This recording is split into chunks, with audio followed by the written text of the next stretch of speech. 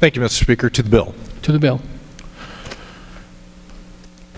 You know, it's been a number of times that I have spoken on this floor about concerns about what we're doing with campaigns in Oregon, how we're becoming less transparent and less honest, or maybe more accurately, dishonest and dishonest. And I also want to thank my two colleagues, the one from Gresham and the one from the Bedrock District, for working with me this session. We tried unsuccessfully to put a campaign limit on, or else to go to increased transparency. But unfortunately, this bill moves just exactly the opposite direction. A couple of things that bother me about this, maybe a little history if you don't mind, and you'll indulge me for a moment. It was an interesting experience to decide to run for the House again. And in 2007, when I made that decision, it was, I guess, about 14 years since I had run for the legislature. And there had been an evolution that I hadn't really followed. And that was, we had begun the process of laundering money in the campaign process, because we have now caucus PACs. And it was really interesting to me because I remember watching very carefully, as I'd been taught to do in my previous races, to look at my opponent's PAC. Very modest amounts of money.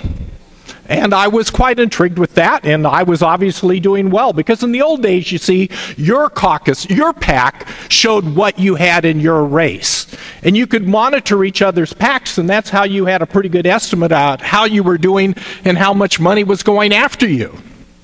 And Sherry and I were quite delighted to see that there wasn't much money accumulating in that PAC. And then shortly people began to enlighten us that things had changed. And there was a caucus PAC, and it had a ton of money, amalgamated money, that you really couldn't say. I mean, you knew from what sources it came, but you didn't know to what causes it was going. And that caucus money couldn't be determined about how much was going to candidate X or Y, because it was all laundered through the caucus PAC. Well, that's an evolution, I think, that was not healthy. But now we're going to take it to a new evolution. We're going to say that you don't even really have to report. Well, I mean, yes, you do, but as the good representative from Southwest Portland pointed out, it makes it pretty inconsequential and pretty silly, and in point of fact, a $5,000 fine is less than a very modest mailing to one of our districts. So it's not a penalty, it's a strategy issue.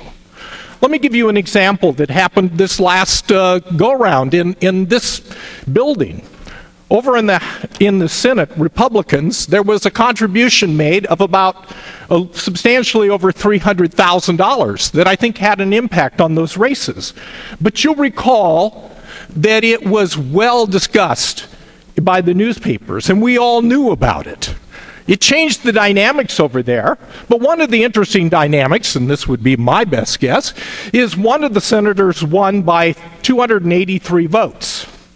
Imagine the strategic advantage there would be if nobody had known that this sum of $300 and some thousand had gone to the Republican caucus, and in point of fact, they just hid that and snuck up on this person. We'd have a different outcome. Now, I personally would like that different outcome, but we have to understand we've changed the whole game plan and the rules. And I think that's exactly what this does. This bill does the opposite of honest and transparent. Now, is there a legitimate issue? Yes. And I want to thank Kevin Neely for calling me yesterday. We had a wonderful discussion. You know, let me give you an example. In Deschutes County, a Republican volunteer, he makes a stupid mistake. Pardon me, not a stupid mistake. He makes an honest mistake. Pardon me, and please, an honest mistake. And there are sometimes stupid mistakes too. It's complicated to do all of this. But he makes an honest mistake. He gets fined 10 grand. He's retired. He has to get a job to help pay his fine. That is ridiculous.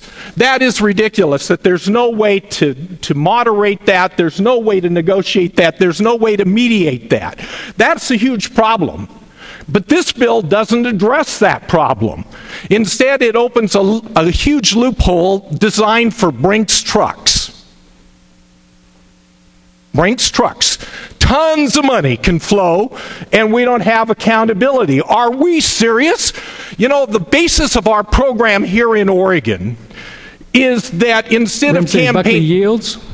Thank you very much. That instead of limiting the amount of money that you can put into a campaign, as many states do, what we do instead is we say you have to declare it. And we all have to own it. And we all know how complicated and sometimes difficult that is, to say who gave us money and to write it down and to know anybody in Oregon can look at it. But that's transparency. It's honesty. It's direction. This bill takes that all away. I think it's obscene. And it allows a loophole for the unscrupulous. And frankly, there are those who have demonstrated the history to like to walk through those. I would ask you to vote against this bill. And I think one of the finest statements that I've read as I've been researching this bill is one that was put on our desk yesterday. And I thank the representative from West Salem for putting this on there. It's from former Senator Rick Metzger, who also ran for Secretary of State unsuccessfully some time ago. But right out of his first paragraph, he says, and I quote a portion of this, "Although well-intended, the bill is very poor public policy and virtually undermines our entire campaign reporting system for those who wish to conduct high-dollar campaigns in the shadow." Transparency reporting is about open, honest, direct stuff. This bill doesn't do that. Let me read that. I'm sorry, but let me read it one more time.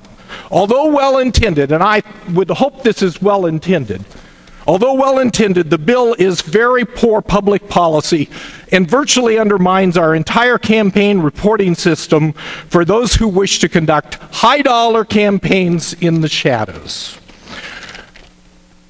There is a problem here. Why are we going to fix it by creating a Brinks hole loophole, a Brinks truck loophole?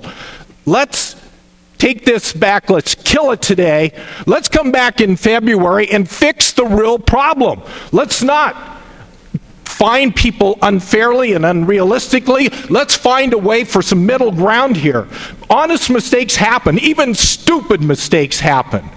But going after people and allowing loopholes like this that essentially destroy our entire system is absolutely wrong. I ask you to vote no, and let's fix it in February properly.